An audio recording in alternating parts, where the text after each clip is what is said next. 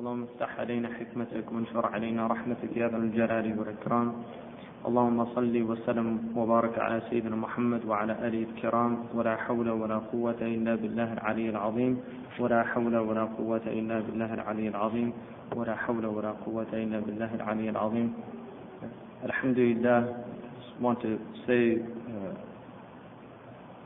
gratitude and shukr to Allah subhanahu wa ta'ala for affording me the opportunity to come and be with this community. And I know several of the people that asked me to come, and their efforts and seriousness about trying to help the community here and in other places. And I didn't name the lecture, and I feel the name of the lecture for me is a little bit difficult because of the idea of clarity in the midst of confusion. It's very difficult to be clear in the midst of confusion, because when there's a lot of confusion, human beings tend to get clouded. And one of the signs of the latter days, according to the Prophet ﷺ, was that there would be a great deal of confusion. He also said that the people of clarity would even become confused. يُصْبِحُ الْحَرِيمُ فِيهَا حَيْرَانٌ, that even the people of clarity would become confused. So confusion is definitely one of the signs of the times. And what I'd like to talk about really is some of what I think is important in relation to our situation here in the United States and in other places, but particularly here in the United States, because that's where we are, and a person should be where he is. Oftentimes people are somewhere else. Sometimes you talk to somebody and you see that they wander off. They're actually not with you, they're somewhere else. And so a lot of people here who are Muslim are actually somewhere else, and that's a problem. So before I do that, I want to talk a little bit about some of the topics that seem to be in the headlines, and also some of the things that people are seeing on Fox News and other stations, and certainly the 700 Club, and some of the talk radio shows around the country in which Islam has become a very important topic. One of the things that seems to be coming up considerably, and this is not new, but it's new in the aggressiveness by which it's being presented to the people here, and it's also new in the widespread nature of this idea now. The idea that Islam is a violent religion. This is certainly something that we're hearing a lot and seeing a lot in the media, and then images are shown of contorted faces in different parts of the Muslim world as a way of buttressing that viewpoint that Islam is a violent religion. So I wanted to address the idea, first of all, of violence and how the West itself has viewed violence in the past, and just look at some historical perspectives on this idea. First of all, there are probably some people that are more inherently violent than other people. In other words, violence will often actually relate to the types of geographies that people live in. People in southern warm climates tend to be less violent than people in northern climates where it's cold. And you can see this historically. There's a chapter in Galen's, in Hippocrates' book, and it's the first chapter of his book on medicine. It's called Water, Airs, and Places. And he talks about the effect that geography has on people. And generally, Muslims have lived in warmer climates, generally, not always. But the areas, if you look, where Muslims have lived in colder climates, you will notice that they have been more belligerent in their history. I mean, this is simply just a fact of history, and it's not a racist or an ethnic attack on these people. If you note in this country, with the Native American peoples, the more violent clans tended to be in the north. The Hurons were a particularly brutal clan, and Beganawida, who was a Huron and a peacemaker, had such a difficult time with his people that he actually migrated south to spread his message of peace amongst southern Native American peoples here. So that does not mean that southern people have not had their share of violence, because violence is a human problem, and wherever you go you will find violence.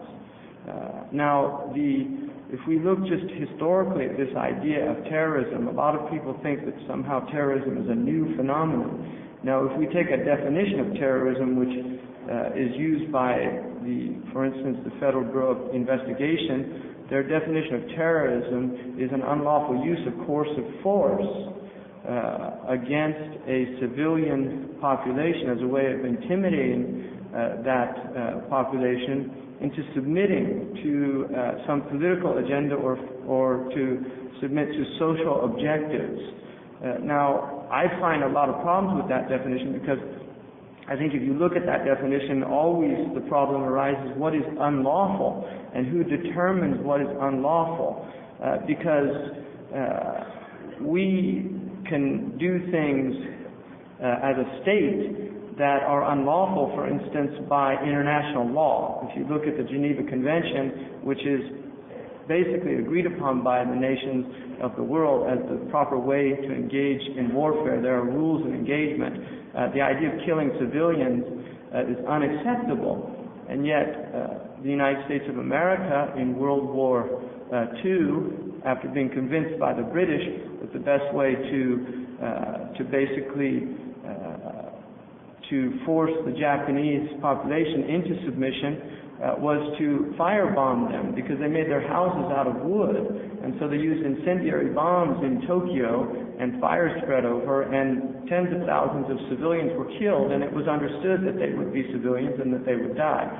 There was also a choice to bomb Hiroshima and Nagasaki, and that was done by the Truman administration. Truman didn't actually want to bomb. He was opposed to bombing a civilian population. He preferred to have a military target. But they felt that bombing Hiroshima, which only had 10,000 Japanese soldiers in the whole city, and there were over 100,000 civilians that died in that bomb, and it was understood that they would die. This was not collateral damage, because collateral damage, according to the dominant parlay of this war machine that we have, is people who die as an unintended result of fire.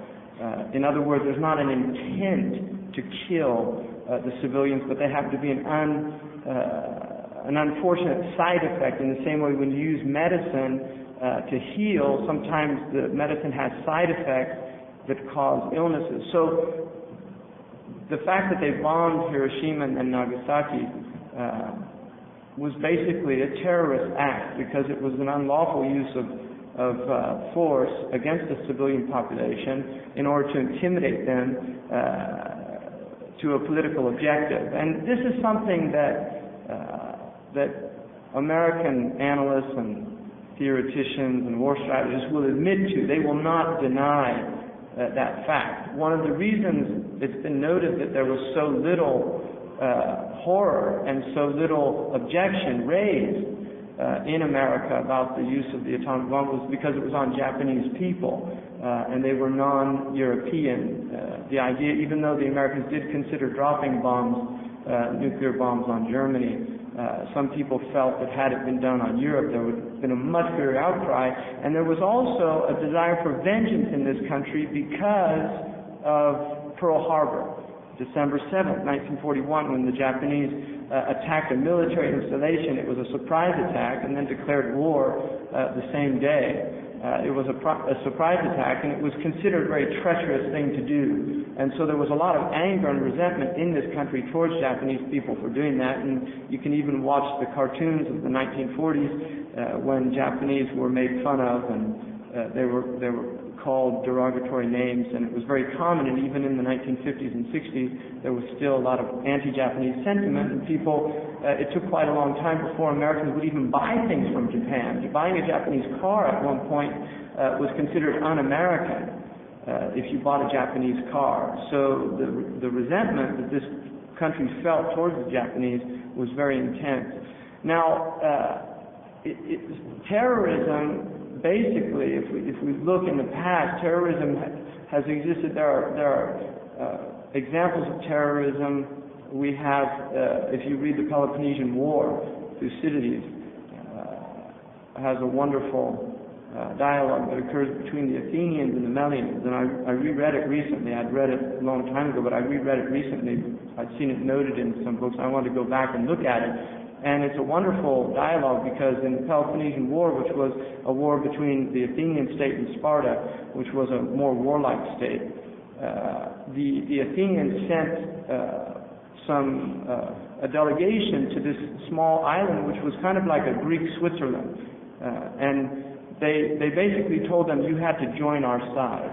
And the Melians said, we don't want to join your side. We want to stay out of this war and just remain neutral, and we have good relations with you. We have good relations with the Spartans. Well, the Athenians said, they basically said to them, we do what we will, but you do what you must. In other words, might makes right, that power enables us to do what we want. And because you are powerless, you will have to be in accord with our will. Now, the Melians' response to that is very interesting. They warn them about injustice because they say what comes around goes around. If you are unjust, one day you will find yourself at the brunt of that same injustice. Now, this occurs by the end of the Peloponnesian War. The Spartans actually come into Athens and literally massacre all the males in the city.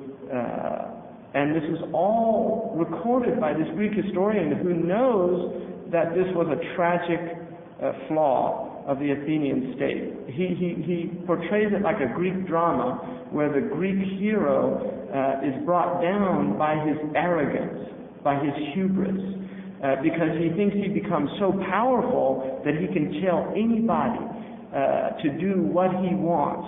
And there's a deep warning in the past, if we study history, of taking this approach, that power, the nature of power, is that if you use your power unjustly, that you bring down your own downfall. It is inherent in that. It's a sunnah, it's axiomatic, and you see it again and again in history.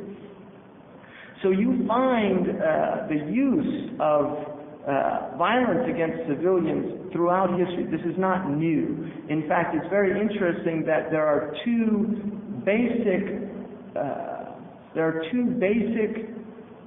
ideas that come into the world that begin to change this idea. And the first one was Christianity, because when Christianity entered onto the scene, you had a brilliant theologian and scholar, St. Augustine, who was from North Africa, who wrote about a just war. And he introduced the idea of being fair and having this idea of proportionality, that you should not use excessive force.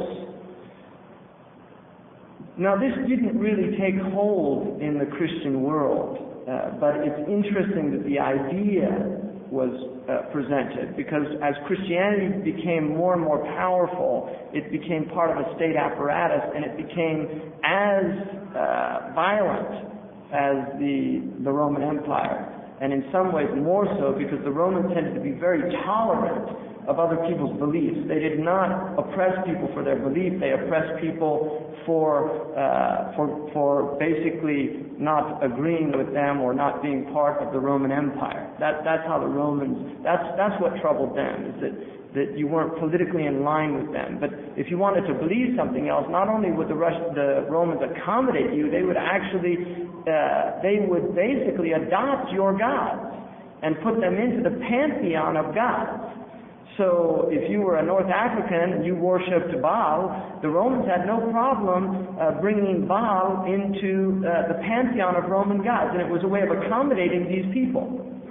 But the Romans had a very interesting attitude, and that was that anyone that started an insurrection against the Romans would be literally destroyed. The Romans would send armies on them, and they would raze them to the ground, and that was part of Roman policy, and they felt that that was the best policy. So you have an example of this is the example of Hannibal, who is the first non-Roman to attack inside Rome, and he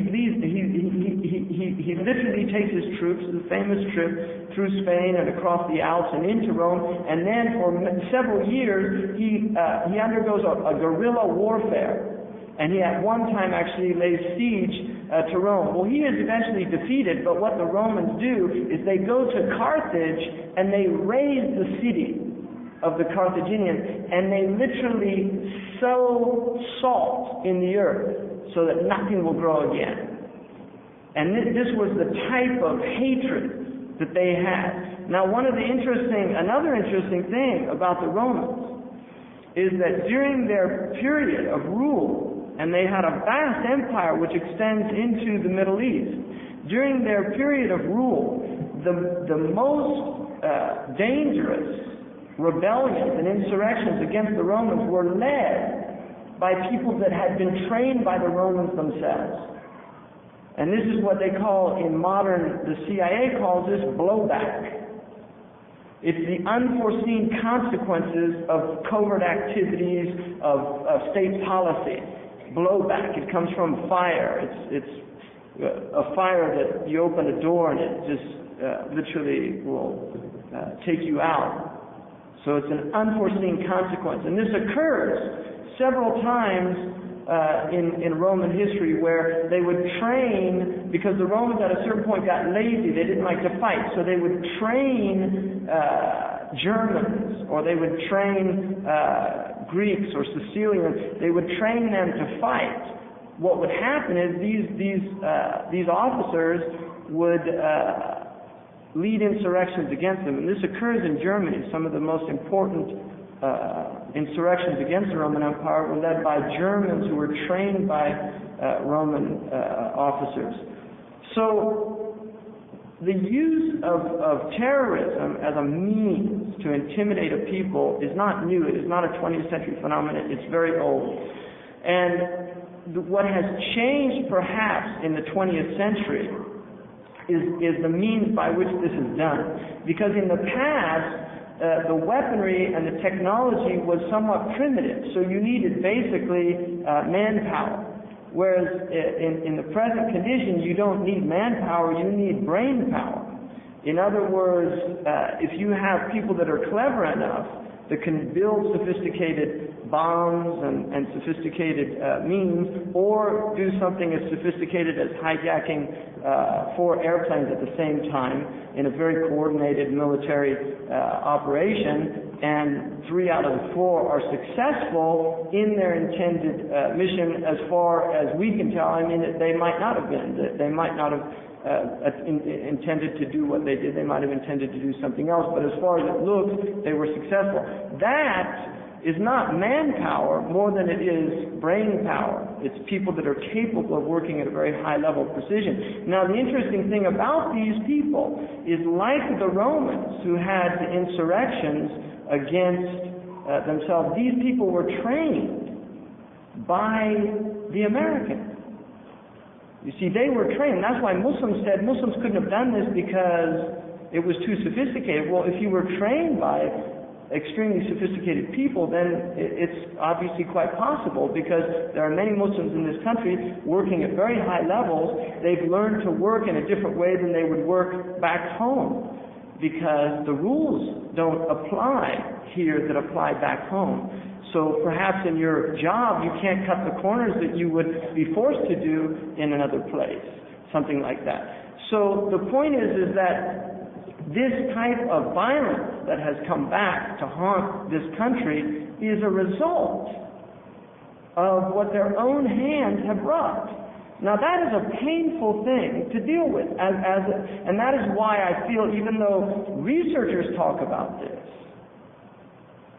and honest analysts talk about this, and you can read this in books like The New Jackal, where they have quotations from people within the CIA who admit this is a monster we spawned ourselves. One of the heads of the CIA, and that's a direct quote from the book The New Jackals, admitted this is a monster that we spawned ourselves. So this is a problem because Muslims end up being blamed for being violent. And yet that violence was taught to them by non-Muslims. And the reason it was taught to them is because there was a Cold War going on between Russia and between America and the Muslims in the 1950s. There was already talk within the U.S. administration that the best way to fight the Russians, the godless Russians, was to use the Muslims. And this actually becomes policy. And you will see again and again this policy is acted out. And it culminates in what was known as Operation Mosquito. The Afghanis were seen as a mosquito that could give the great bear, Russia, malaria and bring it down. That's literally what they called it. And I'm not making this up. This is things that you can read. It's on official records. 1.5 million Afghanis died in that war. 15,000 Russians died. 1.5 million. Now that does not include the number of Afghanis walking around without legs, or with one leg, with one eye, with an arm, with no arms, with their faces filled with shrapnel. That doesn't include all of the devastation. That doesn't include the breakdown of the infrastructure. I mean, I read there was a book recently they put out, Behind the Veil or something, written by a pseudonym, this woman who lived under the Taliban, Afghani woman. I mean, I personally have a hard time believing that an Afghani woman wrote that book, because I read some of the excerpts, and one of the things she said is the Taliban ruined all her hopes for going to a university. Well, I'm sorry, nobody in Afghanistan prior to the Taliban had any hopes for going to a university, because it was a state of anarchy. And that's accepted by anybody that knows the Afghani history. But unfortunately, people read these books without any historical context. And so they assume it must be true. These evil Taliban came and prevented this poor woman from going to the university. All of the universities were closed down. There weren't women studying. There was anarchy. It was a state of anarchy. And these people came in, and they were supported by the CIA, by the Pakistani intelligence security, and also by the Saudi intelligence, by their own admittance. And this is things that they themselves have admitted. So the situation that we find ourselves in is a very complicated situation. It's a spider's web. And the more you look at it, the more you end up like the fly in that web. And that's part of the purpose of the web. The purpose of the web and all the intrigues and all the complexities is to draw you into it. Is to draw you into it. And you will forget what this whole thing is about. Because, you see, I can go on and on. I can talk for another several hours about the web. I've just talked a little bit about a few strands in the web.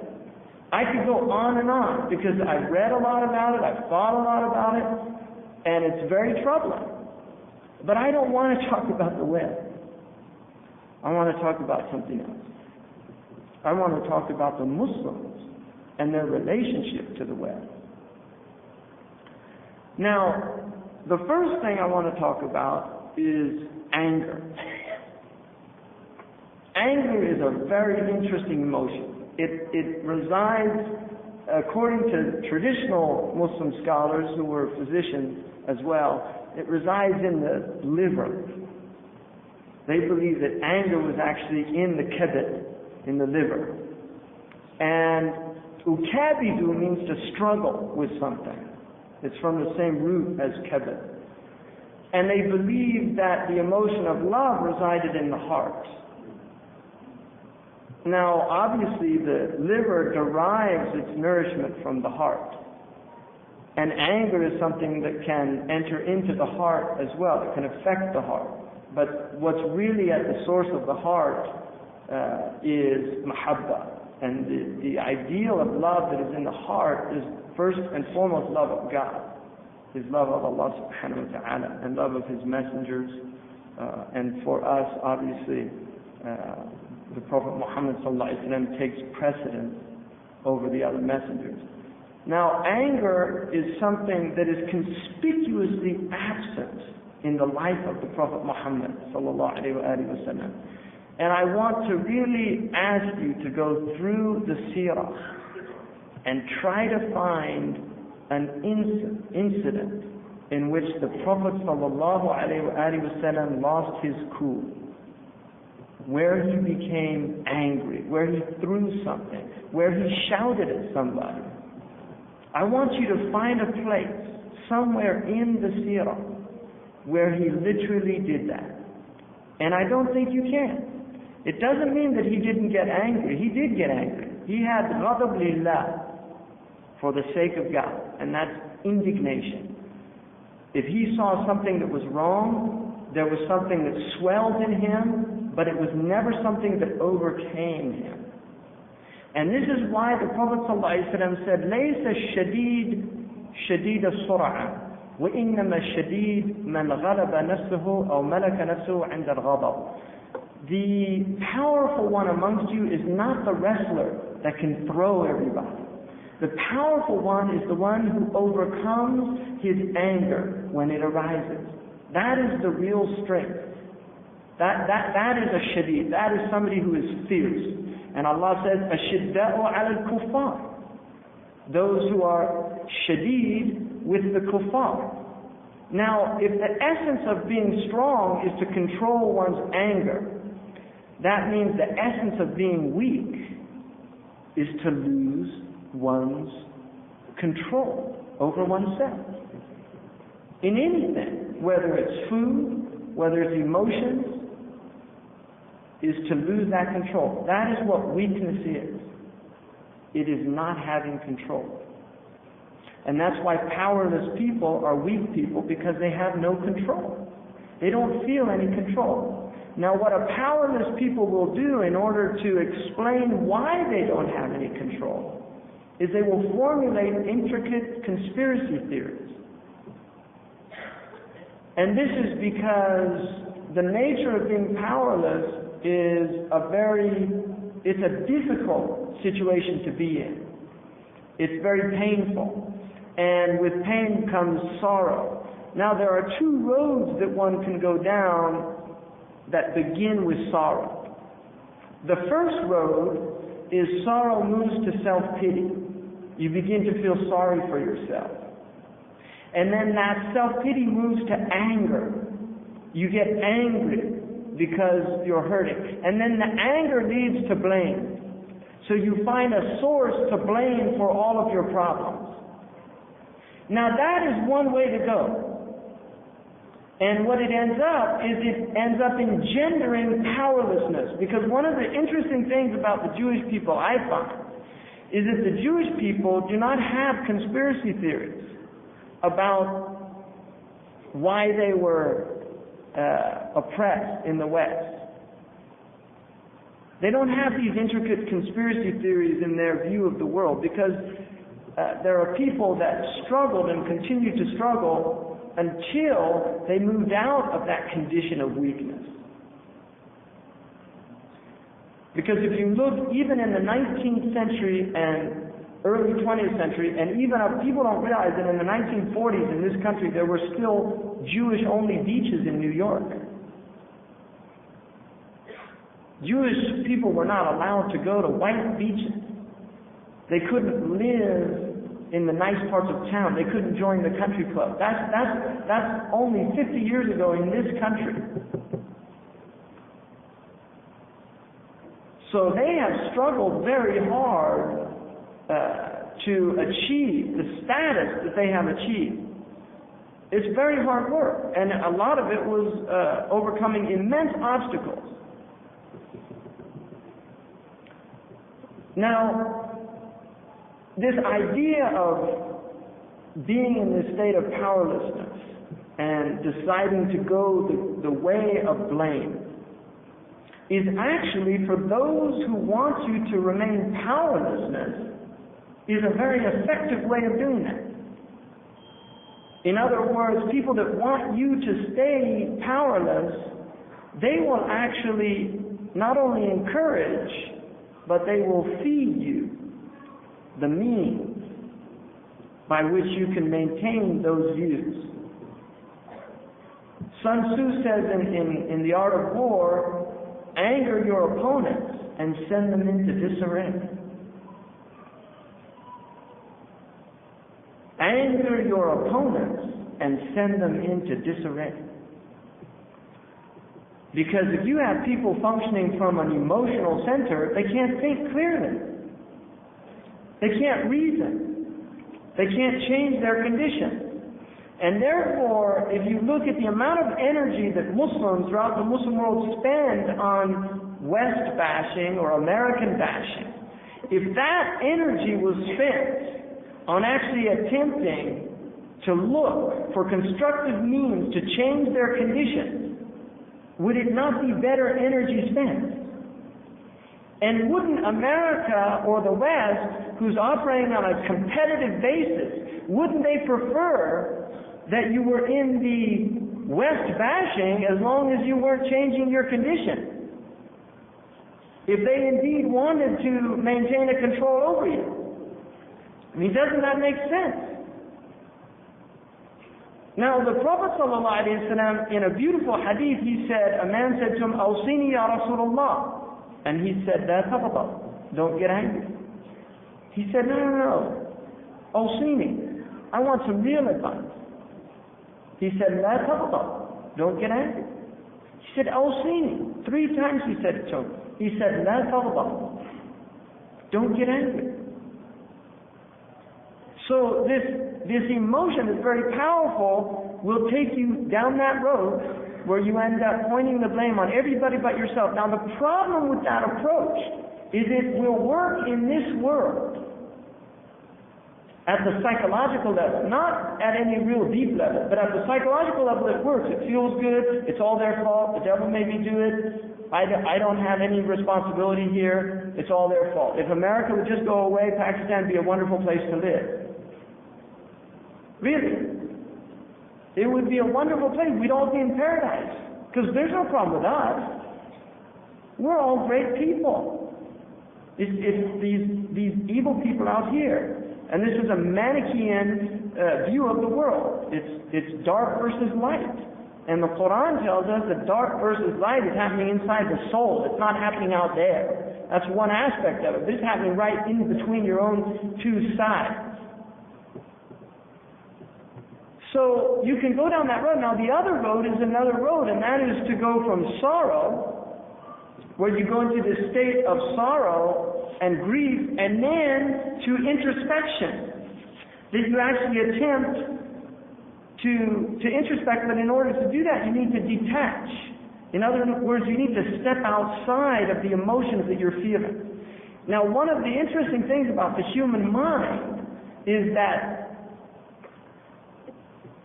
emotions are often related to our likes and dislikes.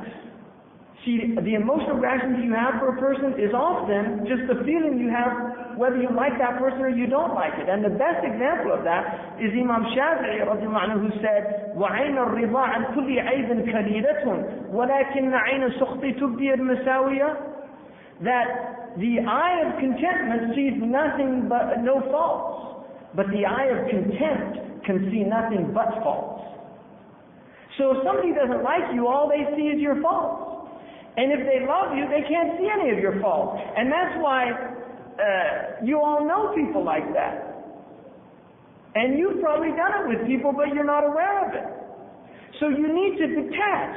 Now one of the ways of doing that is to examine why you don't like something, or somebody, or their position. Why don't I like this?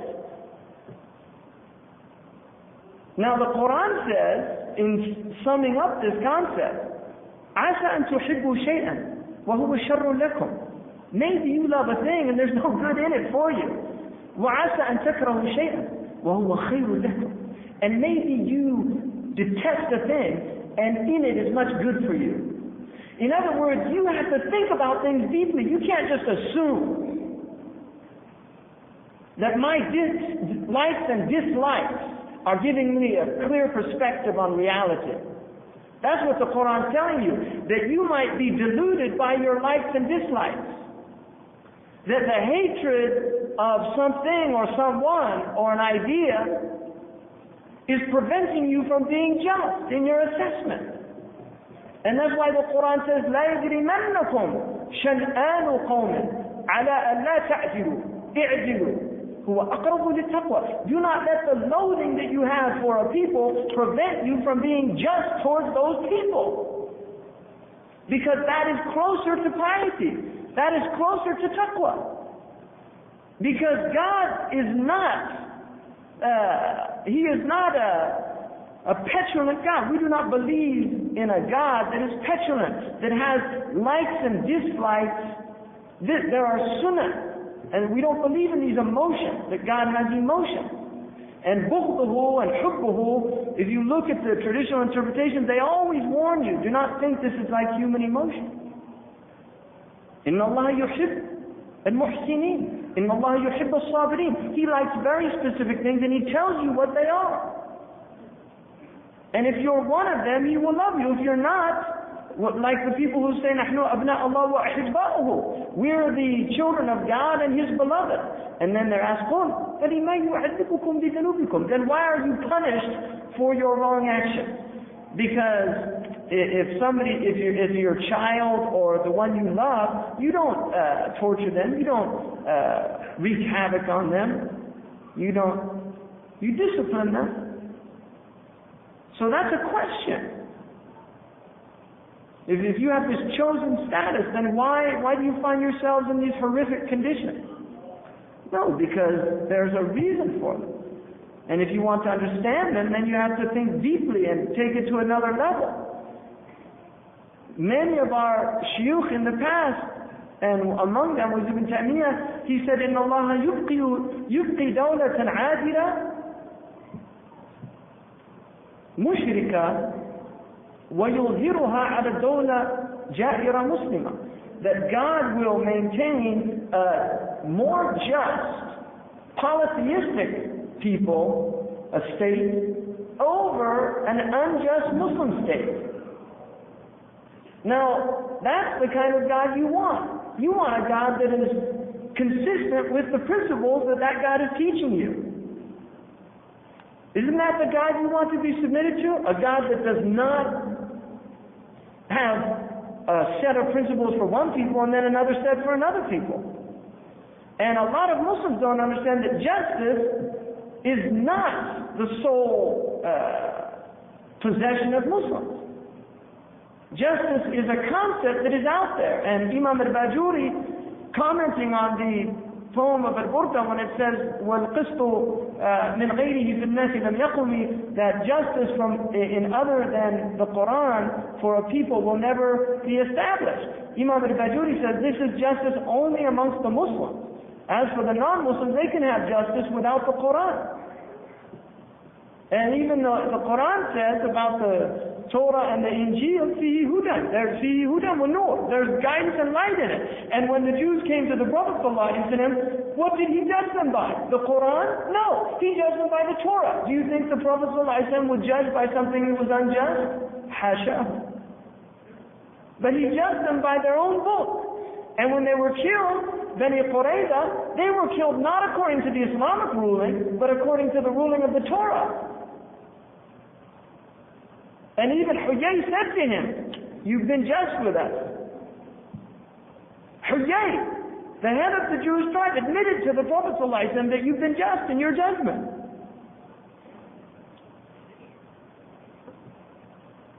So anger, you can go down that path. You can go from sorrow, and then you can go from this self-pity, anger, and blame, or you can go another way, which is to go the way to have this detachment, to look outside of the situation, to remove yourself from the emotional content of the situation and attempt to see it at a different level. And this is something the Prophet ﷺ, if you watch his sunnah, look at Abu Bakr radiallahu anhu when he was being attacked in the presence of the Prophet ﷺ. And when Abu Bakr began to, the Prophet sat with him ﷺ smiling as this man was slandering Abu Bakr. And at the moment that Abu Bakr began to defend himself, he couldn't take it anymore because the man was telling untruth. He couldn't take it anymore. Abu Bakr began to defend himself. The Prophet ﷺ stood up and walked out of the room. Abu Bakr, when he saw him later, he said, Ya Rasulullah, when I was silent, you were there, smiling. And then when I defended myself, which is my right, you got up and left. And he said, as long as you were silent, I saw the angel, I could hear the angels defending you, Abu Bakr. And when you began to defend yourself, Shaitan came into the room. At that point, Shaitan came into, and I don't sit in a room where Shaitan is. So the point of that story is that there is a higher road, that if you take the road of detachment, and which leads ultimately this introspection, because it gives you the ability to actually look critically at yourself, which leads to compassion, that you begin to actually see the situation in a different way, in a different light. You begin to understand that the person who was attacking Abu Bakr is the one that we should have pity for, not Abu Bakr. He's the one that you should have pity for. Not the one being slandered, the one doing the slander. This is a different way to go. And this is the path of the Prophet Muhammad ﷺ. When he looked at the people that were persecuting him, he said, Allahumma fir qawmi finnahum la ya'lamun. Overlook these people because they don't know what they're doing.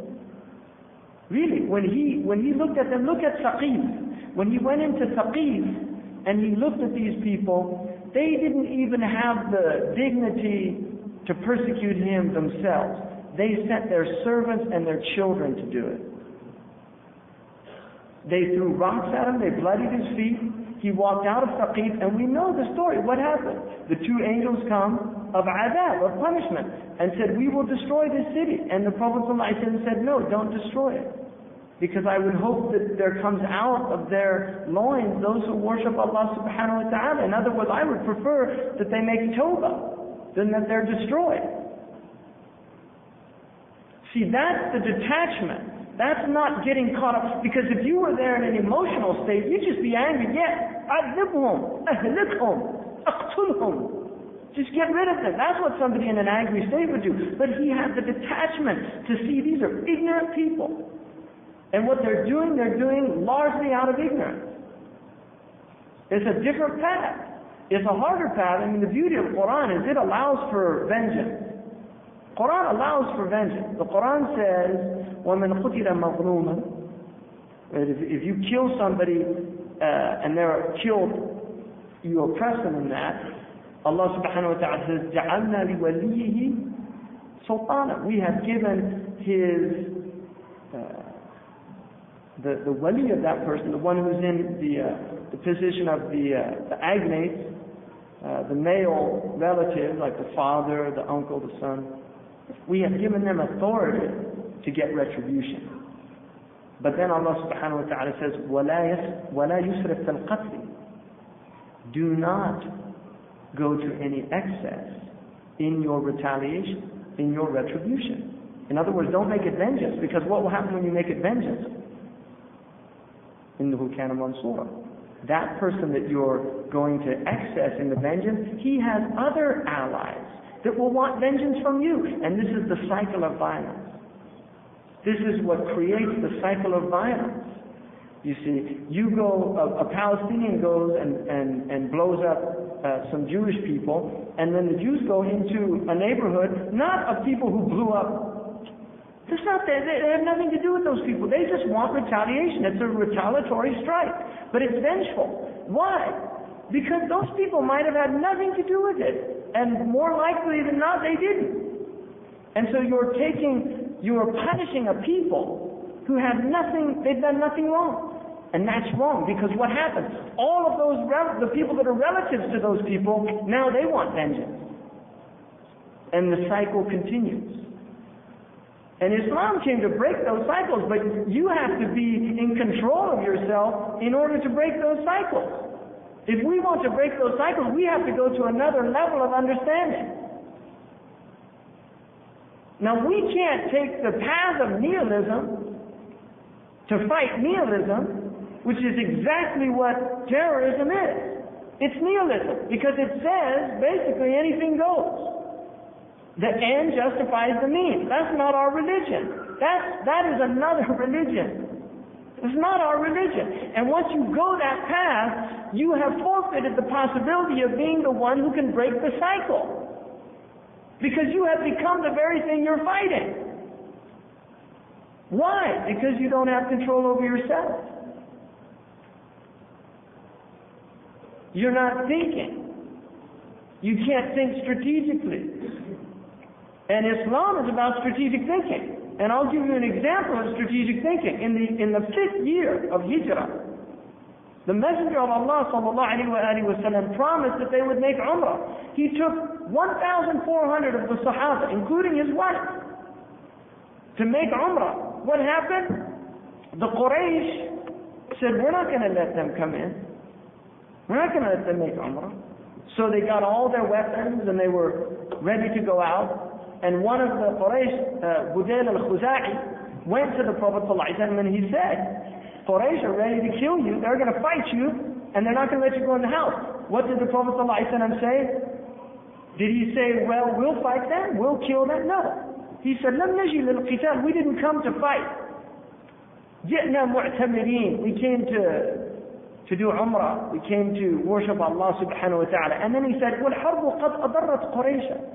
And war has really had a bad effect on Quraysh. In other words, Quraysh was losing.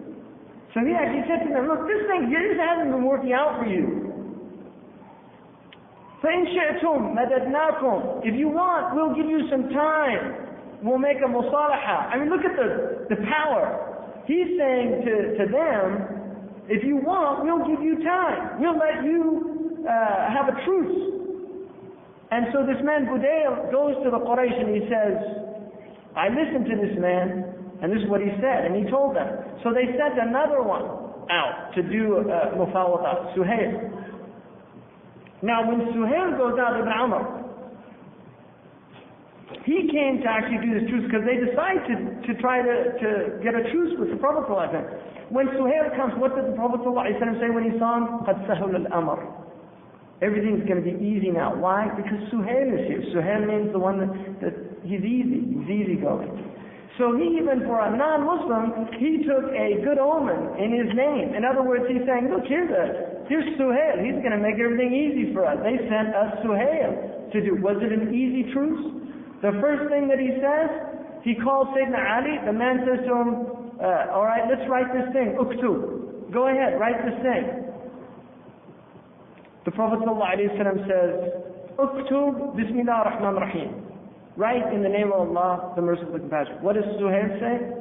La nadri ar-Rahman. Uktub Bismika Allahumma. We don't know this thing called Rahman. Write what we usually write. Bismika Allahumma. In the name of Allah, O Allah. That's what the Quraysh used to write on their treaty. At that point, what do the Muslims say? La wallahi. لا نكتب إلا بسم الله الرحمن الرحيم. They all shout, we'll only write بسم الله الرحمن الرحيم. What does the Prophet ﷺ say?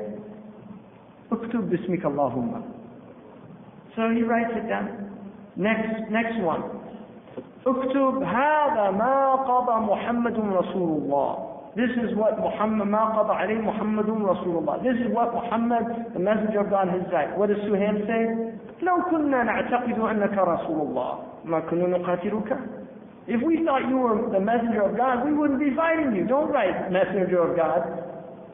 What do the Muslims say? They're ready to pull out their swords. Right? And this is after it was permitted to fight.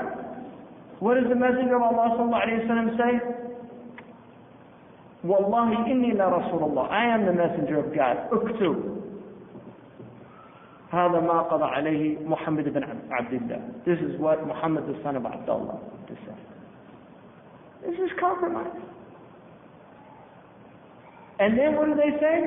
The Prophet ﷺ says, we're going to make a truce, that we are allowed to make Umrah. What does Suhail say? لا والله لا تطوفون هذا العام ولا يقال إنا أخذنا ضغطة. You can't make the Umrah this year because we're not going to have Arabs saying that we were pressured by you. So what does the Messenger of Allah say? طيب العام القادم. We'll do it next year. Every single point. And then he gets to the next point. What does he say? He says, any Muslims that come, we are allowed to keep them if they become Muslim. La wallah. Suhail says, no, by Allah, you won't be allowed to keep them. At this point, the Muslims are furious. Omar looks at him and he says, Alasta Rasulullah, aren't you the messenger of God? In other words, what are you doing? Why are you doing this? This is humiliation. Why are you taking us this route? We're strong, there's 1,400 of us, we're ready to die. Prophet ﷺ says, and at this point, an amazing thing happened. The son, Ibn Abu Jandal, who's the son of Suhail, comes in chains. And he was one of the ones that they were keeping in chains.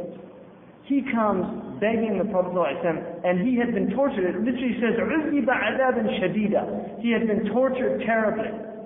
Now at this point, you think about this. This is the Messenger of Allah with 1,400 men, all with their swords. And this is year 5, they have permission to fight.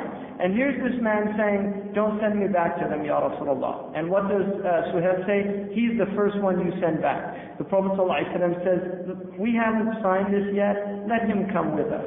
And he says, La wallah, I won't. So the Prophet ﷺ tells him to be patient. Allah will open up a way for you.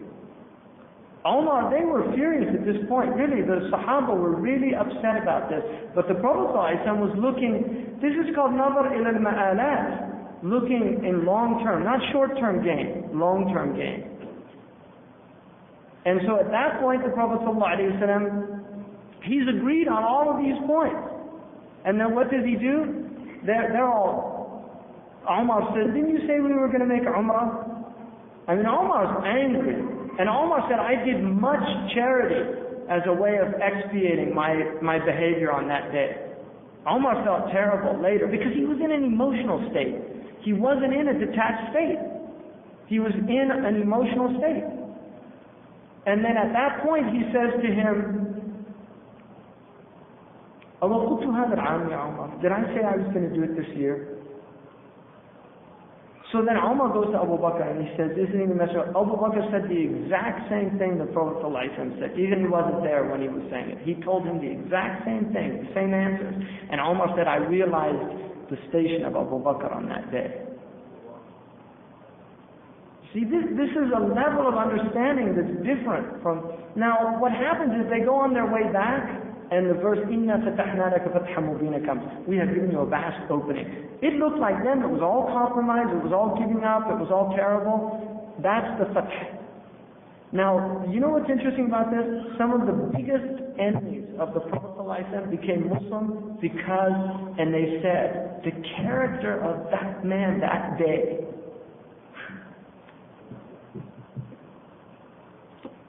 They saw who he was. That they saw that he was doing this for Allah. It wasn't about him. And that's why Amr ibn al-As became Muslim. Khalid ibn Walid became Muslim. They were so devastated by his adab, his akhlaq. And that's what people have forgotten. Is that this thing is ultimately, it is about adab. It's exactly what was said earlier, that the ones who have the best adab are the closest to Allah. And that's what this ummah has lost. It's lost adab, and it's lost understanding, it's lost wisdom. And you're not going to get it back by getting more angry, by going into more emotional states, by going into... It's not going to happen. And you're just going to be like Sun Tzu. You'll be like those people that are in disarray, and their enemies will just wreak havoc on them. Really. So this is the choice. There's two paths. But I challenge all of you to reread the seerah of our Prophet ﷺ. There's people who don't even know how many times there were assassination attempts on him. Who in here, really, who can tell me how many times they attempted to kill the Messenger of Allah? Anybody know? Most people think it's 1 or 2. 13 assassination attempts. You don't know about it because he wasn't concerned about those things. He was with Allah. He wasn't concerned about their plots. And Allah says in the Quran, لا تكن في ضيق مما يمكرون لا تحزن ولا تكن في ضيق مما يمكرون. Don't be depressed and don't be constricted about their plots.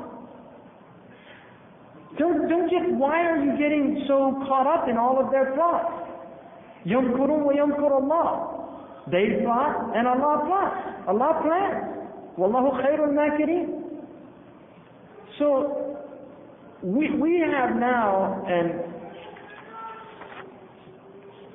I just want to talk, I'll finish this and then open it up. I want to talk just about a few things about this community in the U.S.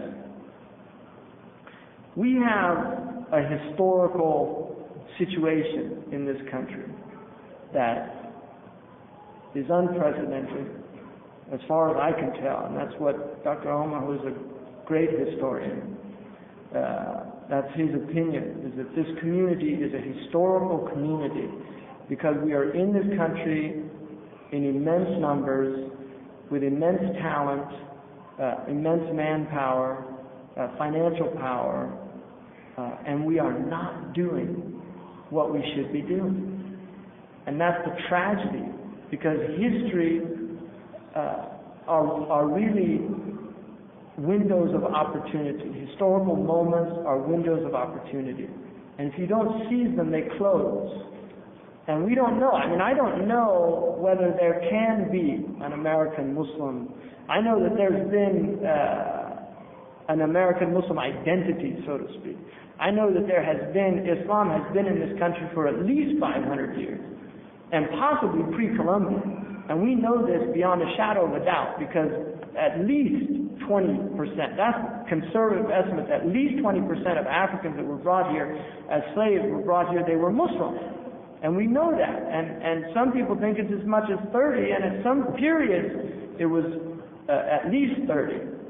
Now, one of the things about the Muslims, like Sultan Yitzhak said, who wrote the Gulag Archipelago, he said that the one people in the gulags, in these internment camps in Siberia, the one people that would not accept the psychology of submission and humiliation were the Chechens. They were the one people that the Russians could not break. That's what Sultan Yitzhak, who was not a Muslim, he's just looking at them, watching them. And he said they had a haughty